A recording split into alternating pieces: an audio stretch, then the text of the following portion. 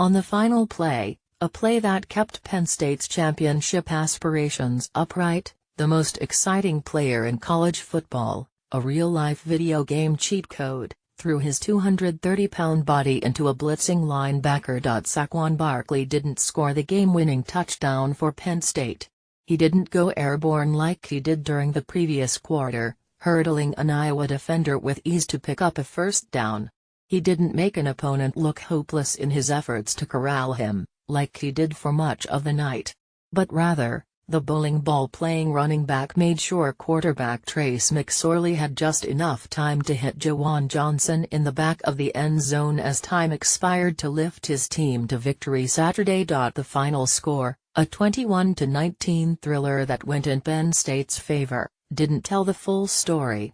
The final play, a brilliant dissection of the Iowa defense by McSorley, a pass that somehow seemed to cut right through the entire secondary, also failed to capture Barkley's full brilliance at Kinnick Stadium in Iowa City, Iowa. The sky was unbelievable, Penn State head coach James Franklin said in his post-game interview on ABC following the victory, standing with his arm firmly around Barkley's shoulder. "I didn't get to watch it from a fan's perspective, but from a coach's perspective, I'm not sure there is a better player in the country than this guy." The numbers were both dazzling and historic. Barkley finished with 211 rushing yards, 94 receiving yards and 53 return yards. His 358 all-purpose yards are a new Penn State record. But the numbers, as big and vibrant as they are, failed to capture the sheer absurdity of the player on this night and most nights Barkley plays. It's not just the yardage or the touchdowns.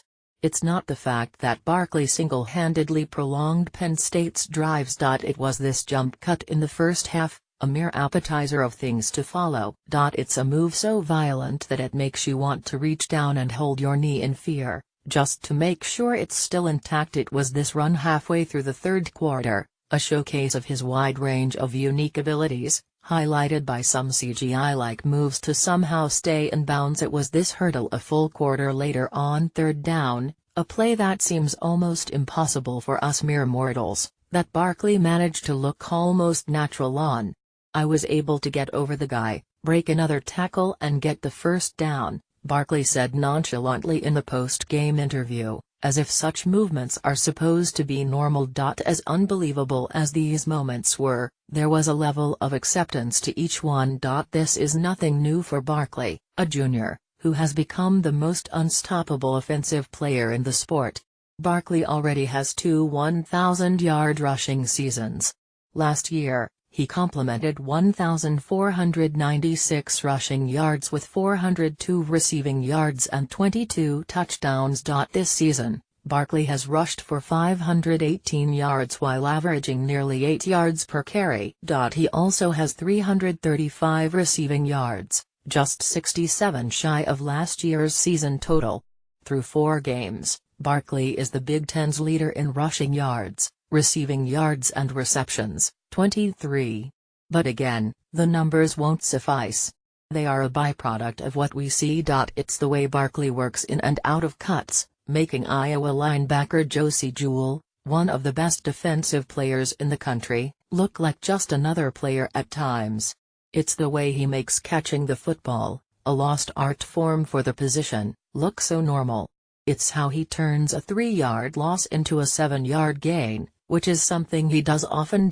Ben Jones' Saquon Barkley still hasn't reached his final form. cc:@kegsnegs, https://t.co/5arcap86157y 2017-92402:45:58. Not since former USC running back Reggie Bush has the position had a talent this grand at the collegiate level. That is not meant to awaken opinions or disagreements. Many great running backs have cycled through the sport since Bush created magic in Los Angeles. But Penn State games are events because of Barkley.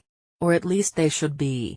Like Giancarlo Stanton at bats or LeBron James when he's approaching the rim on a fast break, Barkley is growing larger than the team he plays on or even the sport itself. There is a sense he could do something you've never seen before when he has the football in his hands. Oftentimes, As was the case against Iowa, he manages to deliver. No, he didn't technically win the game. That honor goes to McSorley, whose precision in those final moments should be celebrated given what was at stake. Before then, it was Barkley. Moving forward, he will be asked to be his same ridiculous self. So rarely does the sport allow us to focus on something beyond the actual results. Penn State's victory in one of the best games of the young season is a story in itself, one that could carry further significance months from now. The lasting images from Saturday night, however, won't be that final throw and catch. It won't be the sad fan shots around Kinnick Street.